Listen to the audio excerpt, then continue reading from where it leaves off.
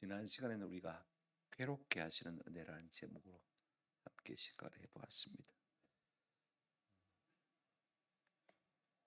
무슨 말이냐 하면 하나님께서 베들레헴의 흉년이 들었다고 당장에 모압으로 이민한 이 엘리멜렉의 식구들을 하나님이 괴롭게 하셨다, 그 말입니다. 사실은 참 불행하게 시작한 책인데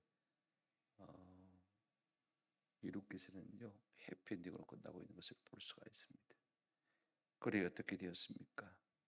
꿈을 쫓아갔지만은 모압들이면 비참하게 끝나고 만 것을 우리가 지난 시간에 생각해 보았습니다. 엘리멜렉 죽고 두 아들 죽고, 그죠?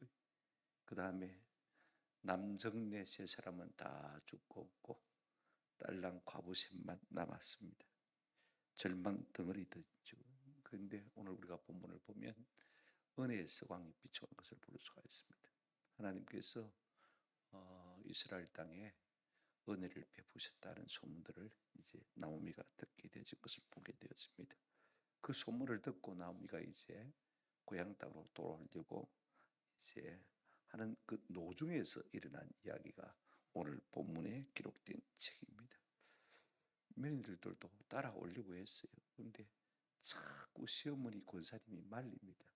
됐다 마, 애물단지 내 따라와갖고 너한테 무슨 덕이 되겠냐. 끝까지 자꾸 말리니까 작은 며느리 오르바는요 어머니에게 입 맞추고는 고향 땅으로 돌아가 버리고 룻 큰 며느리는 끝까지 시어머니를 붙잡았다, 그런 이야기가 나오는 것을 볼 수가 있습니다. 이 이야기를 통해서 우리가 한 가지 핵심적인 것은 무엇이냐면 하나님은 따라보신다는 사실인 것입니다. 상 주실 자를 따라보신다는 것입니다. 여러분, 룻기서의 주인공이 누굽니까? 처음에는 나오미로 시작했지만 이제 2장부터는요 주인공이 누가 됩니까? 룻이 되지 않습니까? 하나님 나라의 주인공이 될 사람을 하나님이 벌로 고르시지 않는다는 것입니다.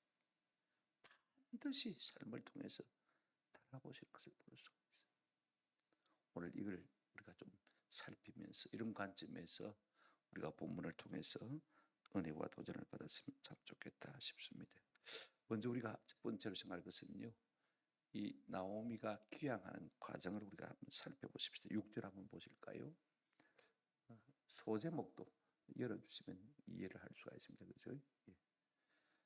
그 여인이 모압 지방에서 여호와께서 자기 백성들을 돌보시사 그들에게 양식을 주시다함을 듣고 이에 두 며느리와 함께 일어나 모압 지방에서 돌아오려고 하여, 그렇게 말하고 있는 것을 볼 수가 있습니다.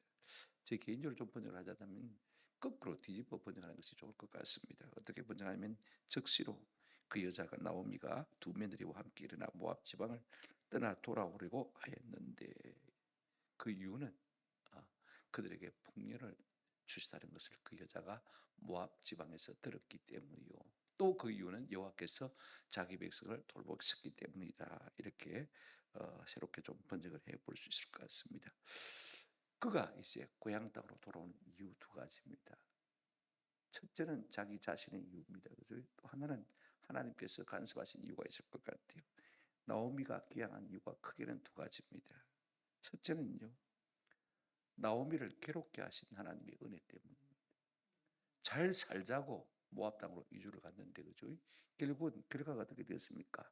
남편 엘리멜렉 죽고, 그죠? 두 아들 장가 보냈더니 두 아들도 죽었습니다. 딸랑 과부 셋만 남게 되었습니다. 그런데 우리가 성경을 자칫 잘못 읽으면 하나님께서 그들을 권고하셨기 때문에 나오미가 돌아가셨다, 이렇게만 읽을 수가 있습니다만은요, 우리가 원문을 보면 두 아들 죽자마자 와우 계속법이라는 것이 계속 나오는 것을 볼 수가 있습니다. 하나님께서 괴롭게 하셨으므로 이제는 내가 아무것도 없는데 텅 비었는데 이 땅에 있으면 뭐 하겠냐, 고향으로 돌아가자 하고 마음에 작정을 한 것입니다. 또 하나는요, 그때 나옵니다마는 여호와께서 자기 백성을 뭐 하셨습니까? 돌보시사 그들에게 양식을 주셨다함을 뭐했습니까? 들었다, 그 말입니다. 한마디로 말하면 풍족케 하시는 하나님의 은혜를 들었다, 그 말인 것입니다. 왜 나오미가 지금 돌아옵니까? 하나님이 괴롭히시니까, 치시니까 어쩔 수 없이 돌아갑니다. 또 하나는 하나님께서 이스라엘 땅을 돌보셔서 이제는 그 땅에 뭘 주셨다고요? 양식을 주셨다. 그러니 내가 여기에 더 머무를 이유가 없다는 것입니다. 풍족케 하시는 은혜를 주신 것입니다. 여러분, 베들레헴 떡집이라는 뜻을 갖고 있죠, 그죠? 빵집인데 여러분, 빵집에 빵이 떨어졌어요. 그런데 이제는 하나님께서 빵집에 빵을 더해 주신 것을 볼 수가 있습니다. 원문에 보면요, 풍년이 들게 하셨다, 이렇게 이해를 하는 것이 훨씬 좋겠습니다. 그죠? 떡을 주셨다, 그 말이 아니고, 떡에 떡을 주셨다는 말은 무슨 말이냐면 겹쳐서 두 가지를 쓰고 있으니까 하나님께서 많은 빵, 많은 떡, 그죠? 그 다음에 풍년이 들게 하셨다는 것을 우리가 기억하게 되었습니다. 그렇다면 하나님 편에서는 어떤 일도 없었느냐, 우리가 한 가지 생각해 볼 수가 있습니다. 구체적으로 말하면요, 이 나오미가 돌아오게 된 것은 하나님의 돌보심 때문입니다. 보실까요? 주님께서 백성을 뭐 하셔서? 돌보셔서, 그렇지 않습니까? 하나님은 자기 백성을 돌보시는 분입니다. 이게 돌보다는 바꿔다란 말은요, 어떤 의미를 가지고 있냐면 헤아리다, 그 다음에 간섭하시다, 방문하시다 하는 그런 뜻을 갖고 있는 것을 볼 수가 있습니다. 하나님은요, 우리 세상에 가만히 우리만 홀로 버려두고 계신 하나님이 아니십니다. 늘 우리 가운데 계셔서 우리의 삶을 헤아리는 분이고 우리의 고통 가운데 방문하시는 하나님이신 줄로 믿습니다. 이 의미는 어떤 의미를 가지고 있냐면요, 두 가지 의미를 가지고 있을 수가 있습니다. 하나는요, 하나님은 자기 백성을 절대로 버리지 않는다는 사실입니다. 시편 94편 14절 보시기를 바랍니다. 여호와께서는 자기 백성을 마지 아니하시며 버리지 아니하시며 자기의 소유를 외면하지 아니하신다. 하나님이 권고하시고 돌보신다는 말은 그 의미가 뭐냐? 자기 택한 백성은 절대로 안 잊어버린단 말이에요. 이걸 우리가 아십니다. 잊지도 않습니다. 우리가 이사야서를 보시면 참 귀한 말씀이 나옵니다. 여러분, 49장 15절에 보시면 여인이 어찌 젖 먹는 자식을 잊겠으며 자기 태에서 난 아들을 긍휼히 여기지 않겠느냐. 그들은 혹시 잊을지라도 나는 너를 마지 아니하리라, 잊지 아니하리라. 10년의 세월이 지났습니다마는 하나님께서 이 나오미를 돌보시고 자기 백성을 돌보시고 권고하시는 것을 볼 수가 있습니다. 어떻게요? 잊지 아니하시고 버리지 아니하심으로 돌보시고 간섭하시는 것을 볼 수가 있습니다. 그러므로요, 하나님의 백성은 내가 아무렇게나 살면 될 것 같지만 결단코 그렇지 않습니다. 우리 예수님도 요한복음 15장 5절에서 말씀하시지 않습니까? 너희가 나를 떠나서는 아무것도 할 수 있다 없다? 없다. 하나님이 권고하시고 간섭하셔야만 할 수 있다는 것을 우리가 볼 수가 있습니다. 이렇게 해서 나오미는 이제 하나님의 괴롭게 하시는 은혜, 또 풍족케 하시는 은혜로 10년 만에 이제 고국으로 향해서 발걸음을 딛게 되어집니다. 6절 하반절에 보시면 그래서 어떻게 합니까? 이에 두 며느리와 함께 일어나 모압 지방에서 돌아오려고 하여. 수랑편만 피한다고 자기 땅에 흉년이 들었으니까 잠시 모압 땅에서 피하고 올 것이라고 생각하고 갔습니다만은요, 그 세월이 몇 년입니까? 10년입니다. 오늘 우리도 마찬가지입니다. 교회가 너무 힘드니까, 시험에 드니까 내가 잠시 쉬겠다고 했습니다만은 그 세월이 몇 년이 흘러갈지 아무도 모르는 것입니다. 이걸 우리가 아셔야 돼요.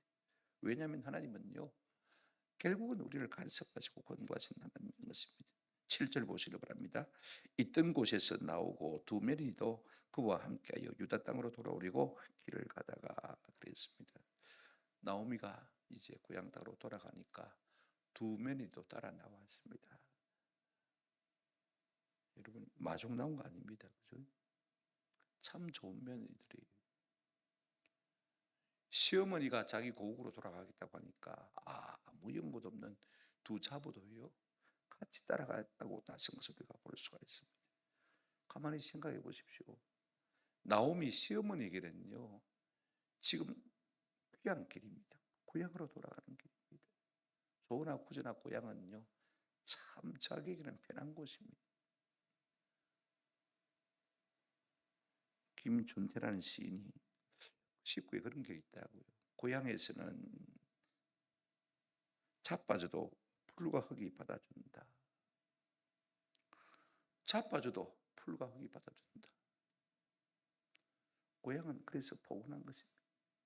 그런데 나오미의 입장은요, 자기가 지금 고향으로 돌아가는 것 아닙니까? 그죠? 그런데 두 자부는 타향으로 떠나가는 것입니다. 이민 가는 것입니다. 거꾸로 말입니다.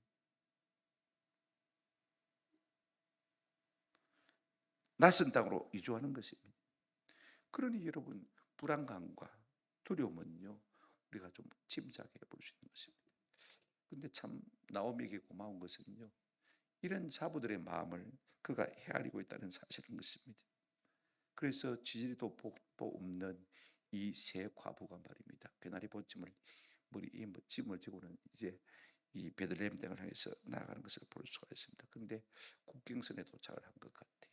나오미가 가만히 생각해 보니까 아무래도 안 되겠다 싶었던 모양입니다. 그래서 두 번째로 우리가 생각할 것은 무엇이냐면요, 이제 나오미가 두 자부들을 돌아가라고 공고하는 모습을 우리가 좀 살펴봤으면 좋겠습니다. 8절부터 13절 내용인데요, 나오미는 자기는 하나님이 치심을 받았어, 그죠? 하나님이 매를 때려서 기구한 운명의 여인이 되고 말았지만 나 같은 여인 따라가 뭐하겠냐? 나는 애물단지라도 너희들은 보물단지, 복을 받아서 잘 돼야 되지 않겠냐? 그 생각을 아마 오면서 하게 된 것 같아요. 그래서 이 시어머니가 두 며느리를 떼어놓으려고 애를 쓰는 애잔한 이별의 모습을 우리가 본문을 통해서 살펴볼 수가 있습니다. 첫째로 두 며느리를 향해서 돌아가라는 이 나오미의 권고를 한번 살펴보실까요? 8절 보시면 나오미가 두 며느리에게 이르되 너희는 각기 너희 어머니의 집으로 마라 돌아가라 그랬습니다. 친정에 돌아가라는 것입니다. 왜요? 자기는 고향길이지만은 두 자부는 이민길입니다. 고생문이 훤히 열려 있는데 내가 내 조차고 내 두 며느리를 고생길로 끌어들여서 되겠냐? 참 시어머니의 마음이요, 친정 어머니의 마음과 같습니다. 나오미의 마음이 참 아름답지 않습니까? 왜 돌아가라고 합니까? 그러면서 뭐라고 말합니까? 두 가지 축원을 하는 것을 볼 수가 있습니다. 세 번이나 8절, 11절, 12절에 돌아가라고 합니다만은요, 그냥 돌아가라고 하는 것이 아니라 두 가지 축원을 하는 것을 볼 수가 있습니다. 그러면 나오미의 축원이 뭐냐? 8절 9절에 나와 있습니다만은 첫째, 여호와께서 너를 선대하시기를 원한다. 8절 하반절에 보시면 너희가 죽은 자들과 나를 선대한 것 같이 여호와께서 너희를 선대하시기를 원한다. 여기 선대란 말은요, 헤세드란 말입니다. 구약 성경에 가장 많이 나온 단어가 헤세드인데 이게 뭐냐면요, 하나님의 자비, 하나님의 은혜, 하나님의 긍휼을 말하는 것입니다. 너희가 내게 은혜를 베푸셨듯이 내 하나님께서도 너희에게 은혜를 베푸시기 원한다. 그러면서 돌아가라고 축원하는 것을 볼 수가 있습니다. 돌아가되 하나님께서 너희에게 하나님의 무한한 자비와 긍휼을 베풀어 주시기를 원한다. 그렇게 말하고 있는 것을 볼 수가 있습니다. 여러분, 헤세들은요, 의무가 아닌 헌신의 사랑을 말합니다. 내가 며느리이기 때문에 어쩔 수 없이 시어머니를 섬기는 것이 아니라 며느리지만 딸 이상으로 시어머니를 섬기는 이런 것이 헤세드입니다. 너희가 너희 남편들에게 헤세드를 베풀었고 내게도 헤세드를 베풀지 않느냐? 이와 같이 하나님께서도 너희에게 헤세드를 베풀기를 원한다. 여러분, 갚을 것이 없는 사람을 도와주는 것이 헤세드입니다. 유력한 자를 도와주는 것은 뇌물입니다. 이걸 우리가 아셔야 합니다. 하나님은 헤세드를 베푸는 사람에게 동일하게 헤세드를 베푸시기를 원하시는 것을 볼 수가 있습니다. 나에게 갚을 것이 없는 사람을 돕는 것은요, 하나님이 나와 하여금 돕게 받는 것과 똑같은 것입니다. 아멘. 이게 참 중요합니다. 내게 돌려줄 것이 있는 사람에게 무엇을 베푸는 것은 일종의 뇌물과 같은 것이죠. 그러나 다시는 내게 돌려줄 것이 없는 사람에게 내가 은혜를 베푸는 것은요, 하나님이 내게 복 주시도록 초청장을 보내는 것과 똑같은 것입니다. 이걸 우리가 기억하셔야 합니다. 누가복음 10장에 보면 선한 사마리아인의 비유를 우리가 볼 수가 있습니다. 그러다가 강도 만난 사람을 만나게 됐지 않습니까? 제사장도 레인도 그냥 자기 일이 바빠서 지나가 버렸습니다만, 이 사마리아인은요, 돌아봐야 될 의무가 없는 사람입니다. 유대인입니다. 강도 만난 사람은. 그럼에도 불구하고 자기 나귀에 싣고 와서는 예관에 데리고 와서 그를 치료해주고, 사업자 바쁘니까 그를 두고 가면서 이 예관 주인에게 뭐라고 말합니까? 그를 좀 치료해 주십시오. 여기 돈 얼마 두고 갈 테니까 마음껏 쓰시고 치료해 주십시오. 그리고 나중에 와서 계산할 테니까 돈이 더 들었으면 내가 더 주겠습니다. 자기의 의무가 아닙니다. 그죠? 그럼에도 불구하고 자비를 베푼 것을 우리가 볼 수가 있습니다. 이게 일종의 해세된 것이죠. 우리 예수님 말씀하셨습니다. 누구든지 속옷을 가지고 자는 자에게 뭐까지 주라? 겉옷까지 주고, 네 보고 억지로 오리로 가자 하거든 심리 가주라. 구고자 하면 그냥 주라. 그냥 베풀라는 것입니다. 네가 그렇게 하면 나도 너를 그렇게 하겠다. 해세들을 베풀겠다는 것입니다. 우리 예수님께서 이 땅에 오셔서 그렇게 안 하셔도 되지만은 나 같은 죄인을 위해서 십자가에 대신 못 박혀 돌아가셨습니다. 하나님의 아들이신 예수님이 이 땅에 오셔서 우리에게 해세들을 베푼 것처럼 우리가 또 다른 사람에게 해세들을 베풀 때 하나님께서는 그런 자를 한번 더 합시다. 주목합니다. 바라보고 계셨던 것입니다. 두 자부를 바라보고 계셨던 것입니다. 이게 참 중요합니다. 저 삶이 얼마나 기고했겠냐, 얼마나 고통스럽겠냐, 얼마나 힘들었겠냐. 내가 마땅히 며느리로서의 목만 다한 것이 아니라 오히려 그를 불쌍히 여김으로 더 이상의 몫을 감당했다는 것입니다. 그런 자에게 하나님은요, 또 하나님의 해세들을 베푸시기를 원하는 것을 볼 수가 있습니다. 그런가 하면 두 번째 축원이 뭡니까?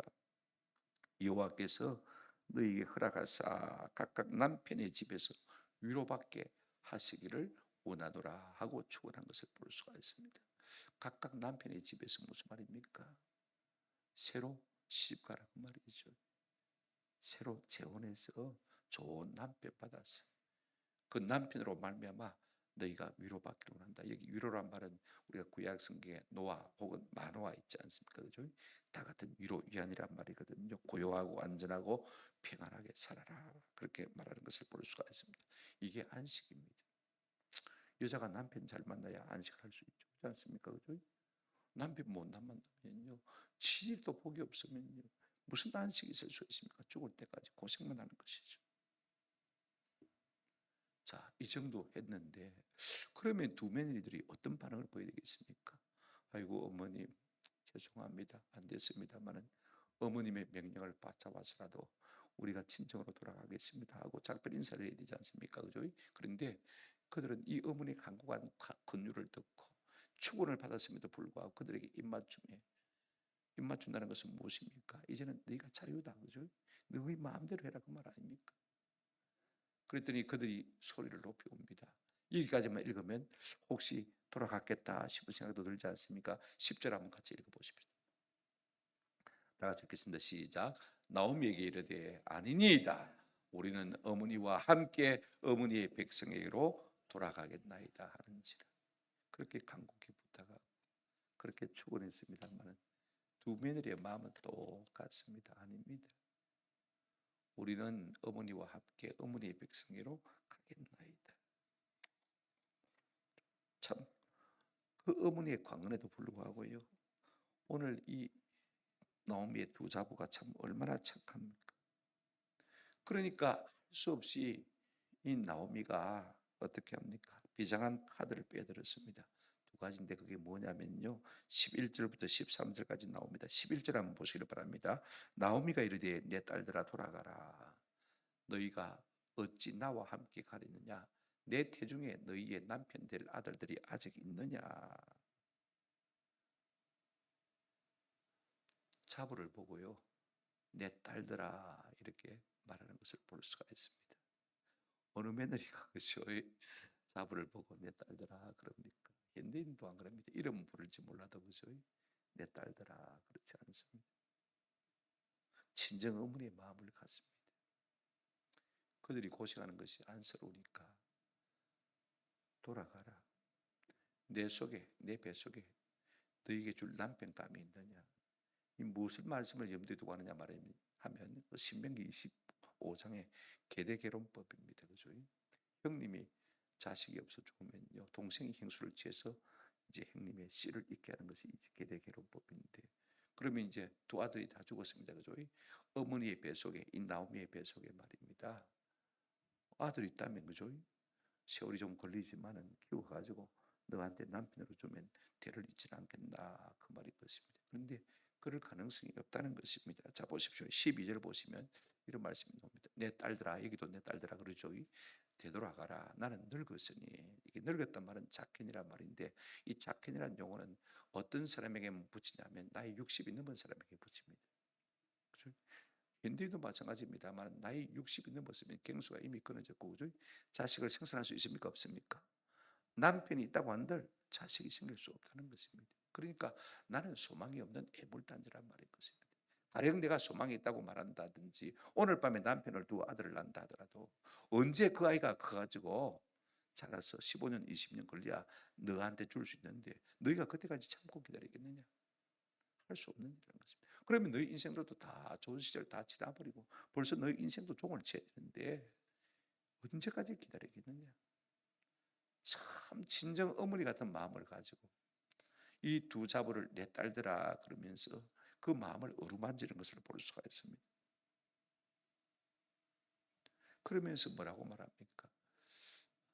13절 끝에 보시면 여호와의 손이 나를 치셨으므로 나는 너희로 말미암아 더욱 마음이 아프도다. 나는 너희로 말미암아 내 마음이 너무 슬프도다. 왜냐하면 하나님의 손이 나를 치셨기 때문이다. 나만 고생하는 것은 괜찮지만은 너희까지 고생시키는 것 내가 차마 눈 뜨고 못 보겠다. 차라리 안 보는 게 낫지. 여러분 얼마나 애잔한 사랑입니까? 시어머니로서 며느리를 그렇게 생각하는 마음이 있었겠습니까? 한번 생각해 보십시오. 한편으로 생각하면요, 이 나오미의 생각이 인간적인, 그죠?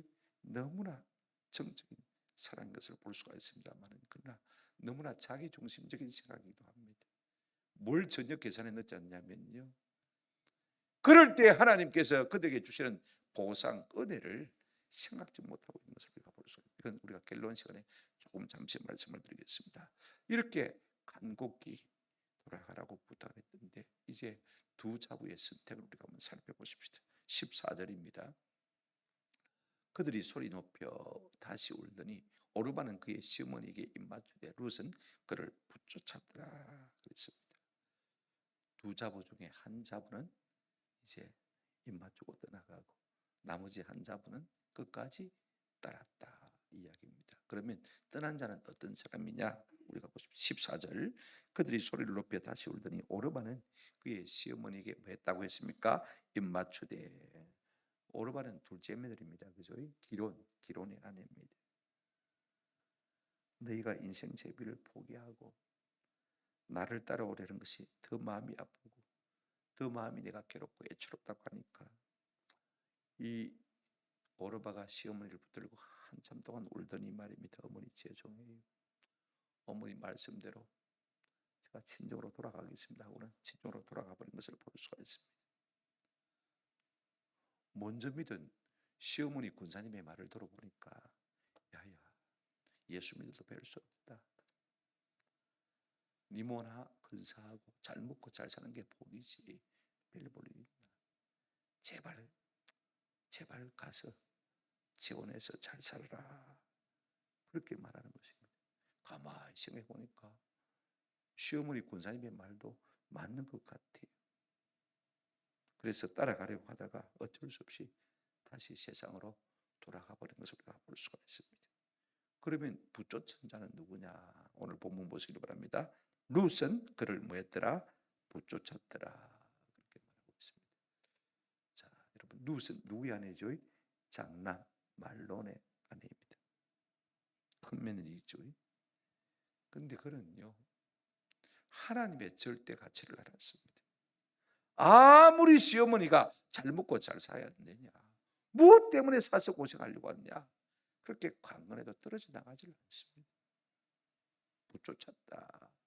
이 말이 무슨 말입니까? 잘 안 쓰는 말이죠. 원문은 그렇습니다. 따박이란 말인데 한번 더 합시다. 아교로 붙이다. 떨어지지 않겠다. 강력한 접착제로 붙였다는 말입니다. 이 따박이라는 단어가 제일 먼저 나온 것이 창세기 2장 14절 말씀, 24절 말씀입니다.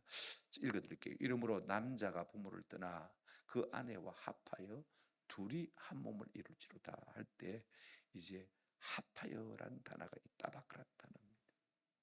부부가 떨어지지 않지 않습니까? 그죠? 그래서 부부 아닙니까? 그와 같이 이 시어머니 나오미를 갖다가 이 첫 번째 며느리 룻은요 끝까지 붙쫓았다 그렇게 말한 것을 볼 수가 있습니다. 룻의 영적인 의지가 여기서 드러나는 것을 우리가 볼 수가 있습니다. 하나님께서 계속 따라보시는데 이 룻은 누구의 주인공이 되려고 하는지 몰라도요 끝까지 하나님을 따를 것을 볼 수가 있습니다. 우리가 예수님의 족보인 마태복음 1장에 보시면 3절부터 6절까지 이방인 세 여자 이름이 나오는 것을 볼 수가 있습니다. 예수님의 족보에 들어간 이방인 세 여자입니다. 그죠?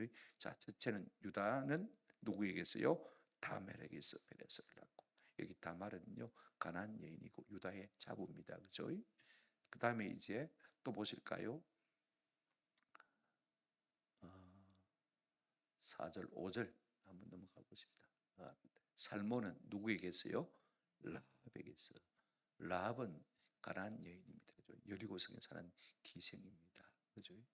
아마 살몬이 12점 당국 가운데 한 명으로 갔는지 모르겠습니다. 그래서 자기를 보호해준 은혜가 너무 감사해서 만학시라고 삽시다 해서 결혼해서 살았는지 모르겠습니다. 그래서 이 라합이요 예수님의 족보에 들어오게 됐습니다. 가나안 여인으로서 여리고 기생임에도 불구하고 예수님의 족보에 들어왔습니다. 세 번째가 누구죠? 보아스는 누구에게서요? 룻에게서. 그 역시 모압 여인입니다. 그죠? 한 번 결혼에 실패한 사람입니다. 그죠? 그럼에도 불구하고 공통점은 무엇이냐? 자 보십시오. 제일 첫 번째 다말도 가나안 여인, 그죠? 그 다음에 라합도 가나안 여인, 그 다음에 세 번째 룻은 어떤 여인요? 모압 여인이니까 전부 이스라엘 백성의 측면에서 보면 누굽니까? 이방인입니다. 그죠? 그런데 유다는 누구예요? 다말. 다말은 자기 아들의 와이프입니다. 그러니까 며느리예요. 아들이 죽고 없습니다. 그런데 이 유다와 다말 사이에서 베레스라는 자녀가 나온 것을 볼 수가 있습니다. 또 하나 여러분 라합 보십시오. 그런 여리고 기생입니다. 그죠? 가나안 여인으로. 그런데 살몬과 결혼해서 보아스를 낳았어요. 근데 보아스는 또 누가 결혼했습니까? 또 이방 여인 누구요? 룻과 결혼했습니다. 그도 한번 그죠? 결혼에 실패한 사람입니다. 다 이방 여인이고 공통점은 뭡니까? 다 부정한 여인이죠. 그죠? 그럼에도 불구하고 하나님께서 그들을 받아들이는 것을 우리가 볼 수가 있습니다. 우리가 예를 한 사람 대표적으로 다말을 한번 들어봤으면 좋겠습니다. 제가 창세기 38장 강의 때 이미 말씀을 드렸습니다만은요, 다말이 이 유다의 집에 시집 와가지고 말입니다. 하나님의 은혜를 보았어. 유다의 집에 그 집안에 대한 내력을 들었습니다. 하나님께서 이 유다의 집안을 크게 하시고 큰 민족이 되게 하실 것이다 들었습니다. 그리고 가나안 땅을 그와 그 후손들에게 주실 것이라는 아브라함에게 주신 약속, 그죠? 이삭에게 주신 약속, 그죠? 야곱에게 주신 약속 계속해서 자신 손들에게 흐르고 있지 않습니까? 그걸 다 듣고 있는 것입니다. 그런가 하면 그 씨로 말미암아서 천하 만민이 한 씨가 나올 것인데 예수 그리스도 올 것인데 그로 말미암아서 천하 만민이 복을 받을 것이라는 사실을 보고 듣고 깨닫게 되었습니다. 하나님이 유다를 치신 것도 보았습니다. 자기 남편이 죽는 것도 봤습니다. 어중간하게 사니까 말입니다. 자기 시동생이 하나님의 말씀대로 살지 않으니까 하나님이 그를 치신 것도 이 며느리 다말이 보았습니다. 내가 저 집구석에 들어갔어. 하나님의 복 받는 사람이 되어야 되겠구나. 마음에 작정한 것입니다. 마음에 열정한 것입니다. 그런데 우리가 생각하기에는 비윤리적인 방법으로 그렇죠? 기생처럼 꾸미가지고 자기 시아버지한테 들어갔지 않습니까? 시아버지는 그것도 모르고요. 그냥 다말하고 관계해서 아들 베레스를 낳았습니다. 그만큼 비정상적인 방법을 통해서지만은요, 이 다말은 하나님의 백성의 계보에 들어가기를 사모한 것을 볼 수가 있어요. 그럼 무엇이 있는 것입니까? 여러분, 오늘 나오는 룻도 마찬가지. 한 10년의 세월을 살아서 그렇습니다. 많이 살았습니다. 그죠? 그런데 그 시어머니 나오미 집에서 살아보니까 하나님이 살아계신 것이 느껴지는 거예요. 자기 시아버지를 치시고 자기 남편을 치시고 시동생을 치시는 것을 보면서요, 하나님이 벌 주시는 하나님. 그래서 여러분 오늘 성경 한번 보시길 바랍니다. 17절 우리가 읽지는 않았습니다만 아마 화면에 없을 것 같아요. 17절. 어머니께서 죽으시는 곳에서 나도 죽어 거기 묻힐 것이라. 만일 내가 죽는 일 위에 어머니를 떠나면 여호와께서 한번 합시다. 내게 벌을 내리시고 더 내리시기를 원하나이다. 누가 한 말입니까? 룻이 한 말. 하나님은 끌다 둔 보리자루처럼 가만히 계신 분이 아니고 벌 주시는 하나님이 것을 알았어요. 벌 주시는 하나님이 뭐 주십니까? 상도 주시겠죠. 그죠? 이걸 안 것이. 그래서 그 집안에 들어오기를 원한 것을 볼 수가 있습니다. 그 계보에, 그 계열에 끼기를 원한 것을 볼 수가 있어요. 이것이 룻의 열정입니다. 하나님은요, 그런 여인들을 막지 아니한 것을 볼 수가 있습니다. 주의 날개 아래 피하러온 자를 우리 주님께서 금하는 법이 없습니다. 아멘. 그가 이방인이든지 그가 부정한 여인이든지 상관이 없습니다. 하나님 나라에 끼기를 원하고 그 날개 아래에서 보호받기를 원하는 사람이면 누구든지 하나님은 뭐 하신다고요? 용납하신다. 아멘. 2장 12절 한번 보실까요? 2장 12절. 이 룻에게 보아스가 한 말입니다. 같이 읽어보실까요? 2장 12절. 여호와께서 내가 행한 일에 보답하시기를 원하며 이스라엘의 하나님 여호와께서 그의 날개 아래에 보호받으려 온 네게 온전한 상 주시기를 원하노라 하는지라.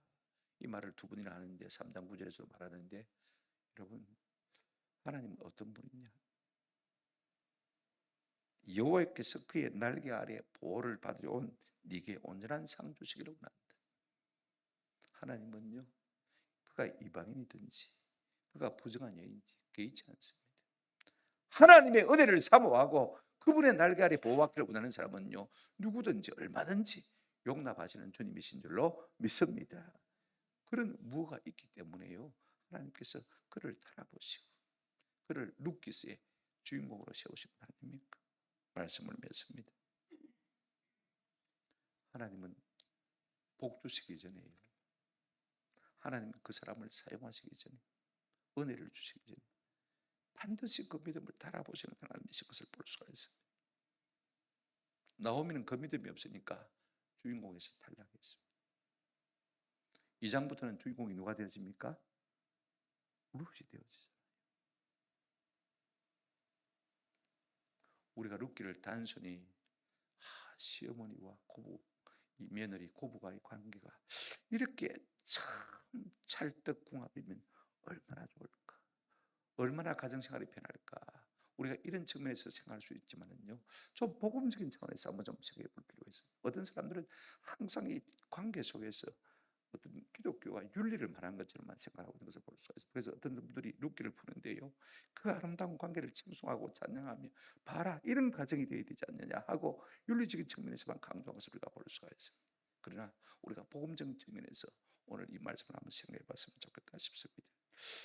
이 나오미가 말입니다, 하나님이야말로 모든 것의 모든 것 되시는 절대 가치임을 깨달았다면 여러분 한번 생각해 보십시오. 만약에 하나님이 모든 것의 모든 것이 되고 전부의 전부가 된다면, 여러분이 만약에 나오미 입장이었다면요, 두 며느리가 쫓아올 때 돌려보냈겠습니까? 가작했겠습니까? 어떻게 했을 것 같습니까? 가자. 나는 능력이 없지만은 내가 믿는 하나님께서 나의 절대 가치가 되시므로 너희에게 반드시 상 주실 줄로 믿습니다. 아멘. 그런 믿음을 가지고 가자 했을 거예요. 하나님이 절대 가치가 되지 못하니까요, 오늘 예수 믿는 우리가요, 하나님을 좀 안다고 하는 우리가 하나님의 은혜 날개 아래 보호를 받으러 온 사람들을 갖다가 자꾸 밀어냅니다.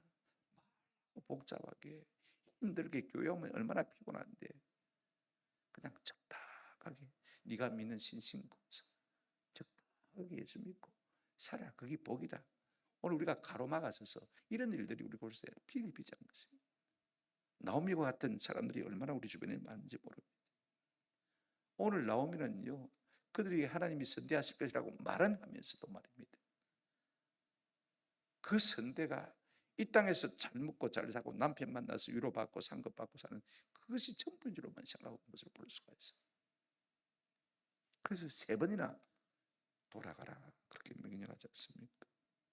최대한 설득했단 말입니다. 33번 그죠?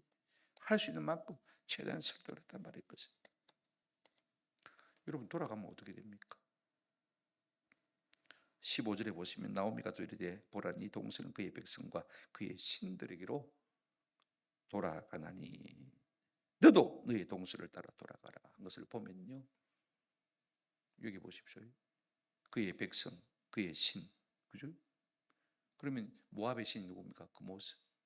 이제 하나님을 알고 확신을 가지고 하나님을 믿으려고 따라오는데도 불구하고 그냥 돌아가라. 그 모습에게로 돌아가라.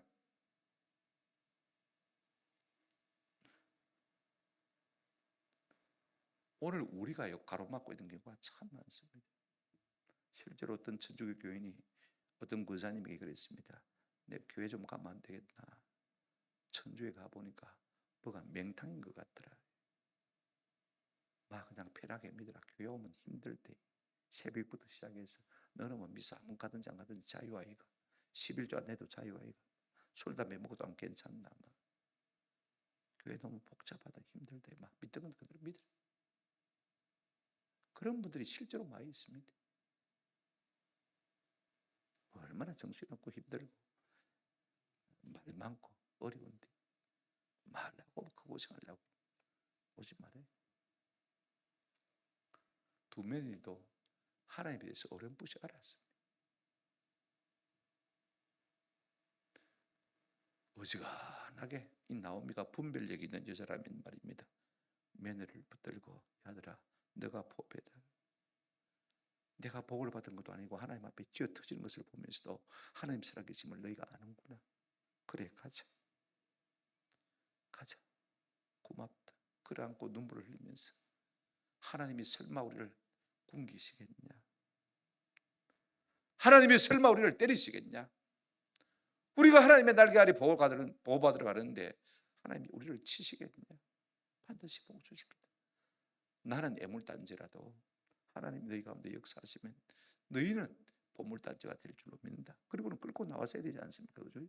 하나님이 여러분 루스에게 어떻게 복을 주셨습니까? 보아스를 만나게 하셔서 보십시오. 나중에 다윗 왕을 낳게 하고 그죠? 나중에 예수 그리스도가 그분에게서 나오게 하지 않습니까? 하나님은 이렇게 하실 수 있는 능력의 역사를 가진 분입니다. 만약에 여러분 첫째 며느리 오르바도 데리고 왔더라면요, 하나님께서는 또 어떤 방법으로 하나님께서 오르바를 복 주셨는지 모릅니다. 아멘. 물론 하나님의 달아보심 때문에 이 오르바가 결국은 세상을 떠나가고 말았고, 그 다음에 이 룻은 끝까지 하나님을 붙들게 되었습니다만 오늘날 많은 사람들이 하나님에 대한 절대가치를 느끼지 못하니까 내가 해줄 것이 없으면요 그냥 막 간두라 이렇게 말하는 것입니다. 내가 네가 교회 오면 내가 네한테 뭐 해줄 게 없는데 싶으니까 무겁고 짐이 되니까 그냥 막 너 하던 대로 해라. 그러지 않습니다. 나는 대책이 없어도 하나님이 절대가치 되신 하나님께서 저들에게 은혜를 주실 줄로 믿는 믿음이 있으면요 얼마든지 와라, 얼마든지 와라. 우리가 그렇게 할 수 있지 않습니까? 며느리들은 따라가겠다고 하는데 세상의 시어머니 이 나오미 권사님은요 오지 말라고 하는 것을 우리가 볼 수가 있습니다. 뭘 그렇게 사서 고생하려고 하느냐.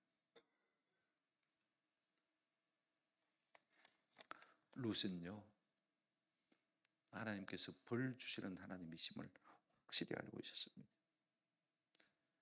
그래서 나는 절대로 떨어지지 않겠다고 결단하고 과거하고 끝에 보시면 14절 끝에 롯은 뭐 했더라? 붙쫓았더라. 본도처럼 찰싹 시어머니 애물단지 나무에게 따라붙었다라고 말하고 있는 것을 볼 수가 있습니다. 이 때문에 하나님의 달리심에 합격을 하고, 그죠? 그래서 마태복음 1장에 예수 그리스도의 족보에 버젓이 들어가는 그런 은혜를 누린 것 아닙니까? 많은 사람들이 신앙생활하면서도요, 하나님의 절대 가치를 모르고 하나님의 달아가보심을 잘 모르니까 그냥 막 대충 신앙생활하는 것을 볼 수가 있습니다. 여러분, 하나님은 달아보신 하나님입니다. 욥기 31장 6절에 같이 한번 보실까요? 욥기 31장 6절 다 같이 읽겠습니다. 시작. 하나님께서 나를 공평한 저울에 달아보시고 그가 나의 온전함을 아시기를 바랍니다. 하나님, 나 좀 달아보십시오. 사무엘상 2장 3절에 이런 말씀이 있습니다. 심히 교만한 말을 다시 하지 말 것이며 오만한 말을 너 입에서 내지 말지어다. 여호와는 지식의 하나님이시라. 한번 따라합시다. 행동을 달아보시느니라. 우리의 모든 마음의 생각과 지식과 행동을 뭐 하시는 분입니까? 달아보시는 분입니다. 중수가 나가야 합격이 돼요. 롯처럼, 그죠? 하나님 나라의 주인공이 될 수 있는 것입니다. 오늘 우리 모두가 하나님의 달아보심에 합격하는 은혜가 있기를 주님의 이름으로 축원합니다. 그러려면 하나님의 절대 가치를 알고 그분을 절대적으로 붙어 있을 때 이와 같은 복을 누릴 수 있는 것입니다. 아멘. 이와 같은 은혜가 저와 여러분에게 있기를 축원합니다. 말씀을 생각하시면서 우리 찬송가 한 장 같이 부르겠습니다. 401장입니다. 주의 곁에 있을 때 마음이 든든하오니. 401장